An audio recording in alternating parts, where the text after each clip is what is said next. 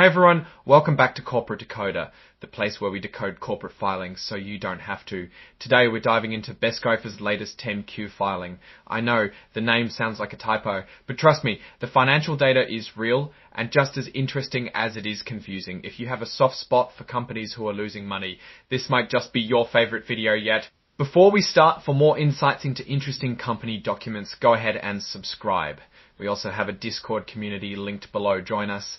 First things first, this is actually an amended filing. That means they had to go back and fix something in their original report.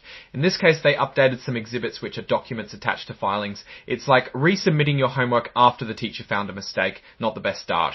Scroll for the quarterly period ended cap year February 28, 2025 scroll. This report covers their financial performance through February of 2025. So let's jump into the numbers to what's been going on. One thing that is worth noting is how many shares they have. At the time they reported they had 5,880,000 shares outstanding.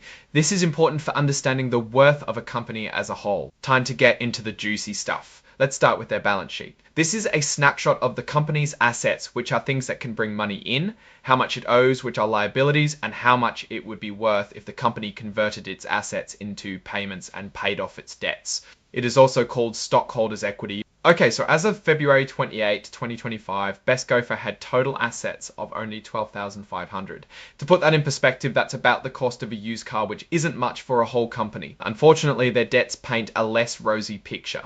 Their current liabilities, the bills they need to pay soon, stand at over $121,000. That's a huge gap between what they own and what they owe. This results in a stockholders deficit of roughly $109,000 essentially. If BestGofer sold everything they owned and paid off all their debts, they'd still be in the hole. Now let's move to their statement of operations. The statement of operations, aka the income statement, is all about how much money you're getting and how much money is going out. It gives a summary over a time period, in this case 3 months.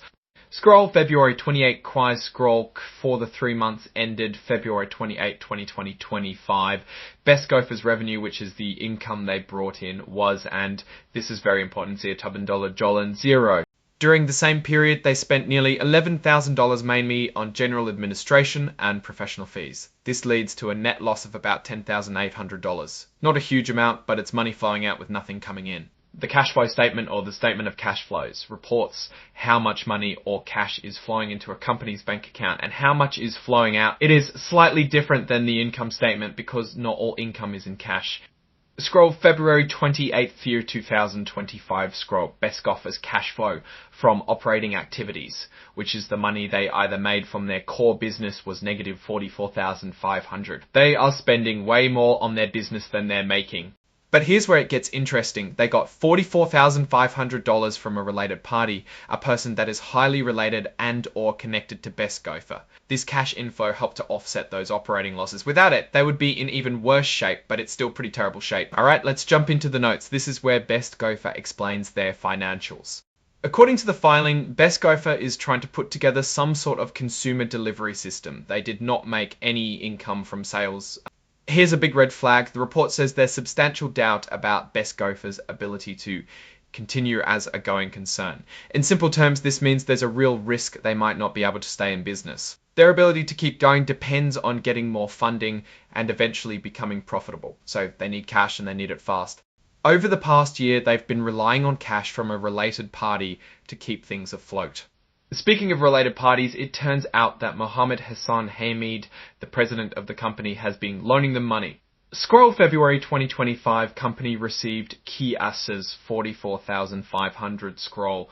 In February 2025 alone, he gave them $44,500. These loans are supposed to be repaid down the line. As of February, BestGofer owed related parties around $61,405, and that is not a small amount. So BestGofer admits its disclosure controls, that is making sure information is accurate and available, sucks. Management themselves even said that their controls are not effective. No legal issues to report, at least. Finally, Mohammed Hassan Hamed signs off on the report. Now, zooming out and looking at the big picture, BestGofer's financial situation is very concerning. They have almost no assets, significant liabilities, no revenue, and are relying on loans from their president to stay afloat. Plus, there are serious doubts about whether they can continue as a business. The biggest weakness is clearly the lack of revenue. Without sales, it's hard to see how they can ever become sustainable. Their reliance on related party loans also raises questions about their long-term viability and the potential for conflicts of interest. A major opportunity for BestGofer would be securing significant funding or dramatically increasing sales. However, without a clear path to profitability, the outlook is very risky. In conclusion, BestGofer needs to make significant changes to its business model and financial strategy if it wants to avoid going under. Alright, that was our look at BestGofer's recent filing. What are your thoughts after seeing these numbers?